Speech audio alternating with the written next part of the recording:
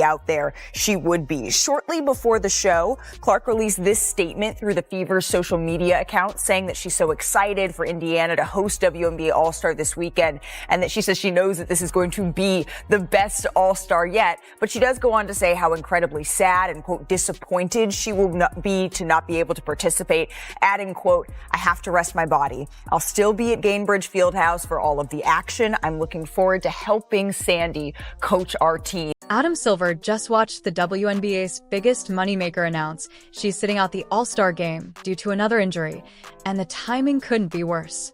With CBA negotiations collapsing and lockout talk heating up, Caitlin Clark's absence from the league's biggest showcase has NBA leadership on edge. And it's no surprise. When your top asset goes down during a league-wide crossroads, it's no longer just a basketball problem. It's a crisis. Should Adam Silver be worried about how the WNBA is handling its most valuable player? And is it time to finally replace Cathy Engelbert? Let us know in the comments below.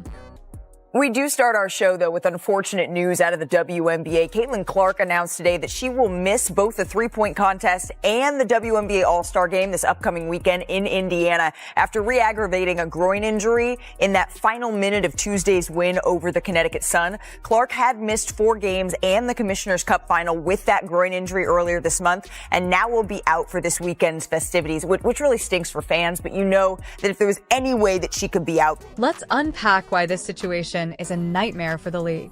On Thursday afternoon, Caitlin Clark officially pulled out of the All-Star game after skipping the three-point contest, re-injuring her right groin during Tuesday's matchup. The timing couldn't be worse. This is unfolding while league executives are deep in CBA negotiations that could determine whether the WNBA even has a 2026 season. I'll leave the specific question about the foul to my colleague, Commissioner Engelbert. I mean, I other than as a fan, obviously, you know, it's nothing new in basketball that there's sort of welcome to the league moments, especially for heralded rookies. But of course, I want to see Caitlin treated fairly. Adam Silver has already said, "Of course, I want Caitlin to be treated fairly and appropriately."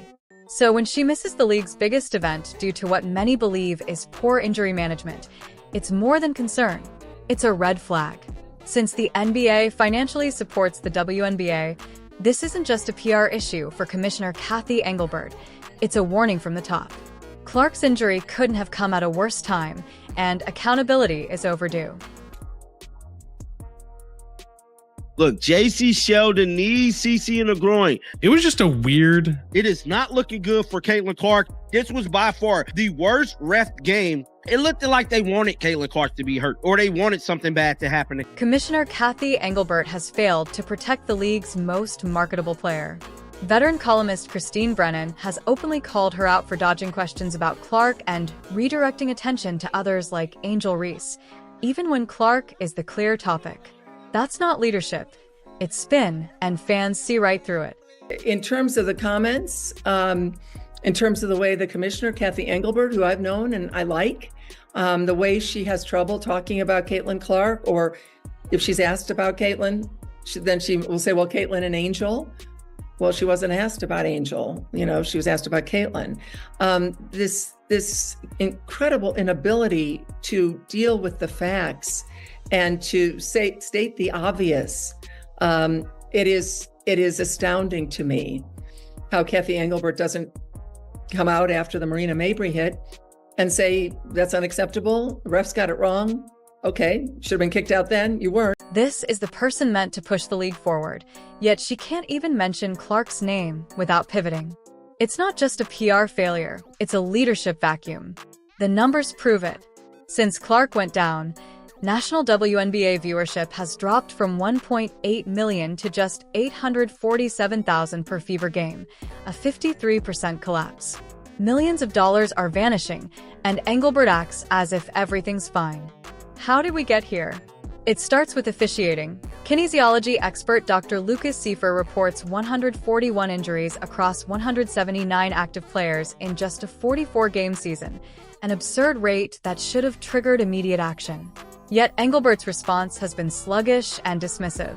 The ball handler, there's a grab, there's a hold, There's another grab. I mean, all of those are all fouls. of those are fouls. Every single one of them. And here, that's a foul, and finally they call. Officiating has gotten so bad that WNBA legend Rebecca Lobo called it out live on air, pointing out multiple missed fouls on Clark, saying, "There's a grab, there's a hold, that's a foul."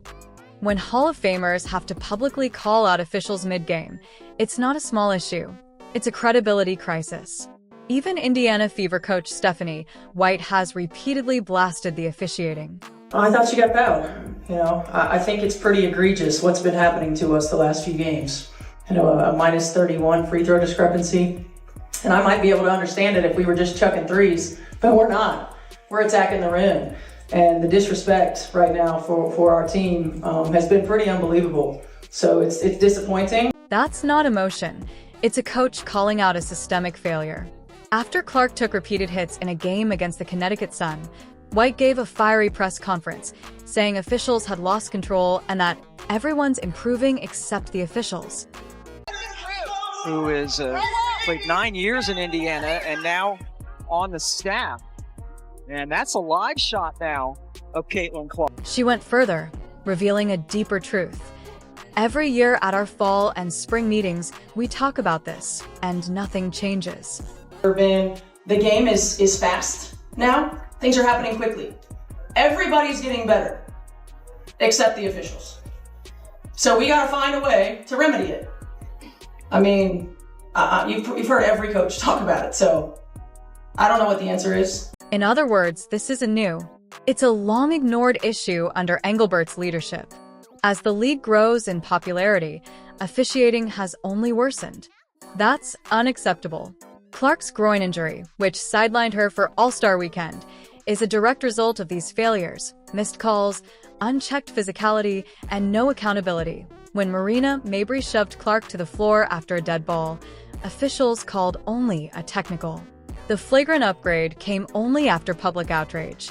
Even Clark's brother, Colin, spoke out, blaming poor officiating for her injury.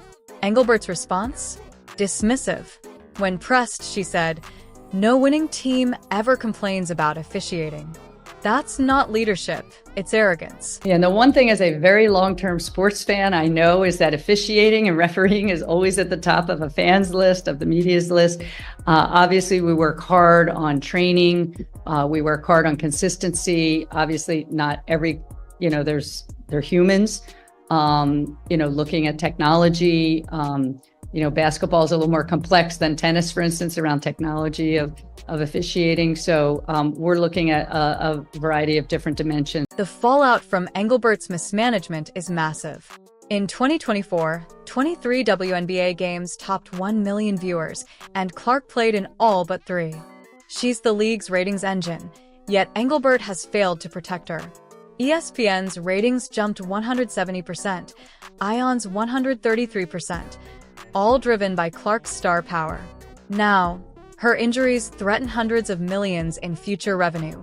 Officiating chaos continues. Technical fouls, ejections, and total loss of control. Even sports betting dropped 50% after Clark's injury, proving her value to the league. Adam Silver's concern isn't casual, it's a warning. This isn't just about Clark. Stars like Kelsey Plum are fed up with inconsistent calls, and fans see it too. The All-Star Weekend, built around Clark, now symbolizes everything wrong under Engelbert. Big hype, bigger failure. Clark never missed a college game, yet under WNBA care she's been sidelined multiple times. Her durability has turned into vulnerability, and that's on the league.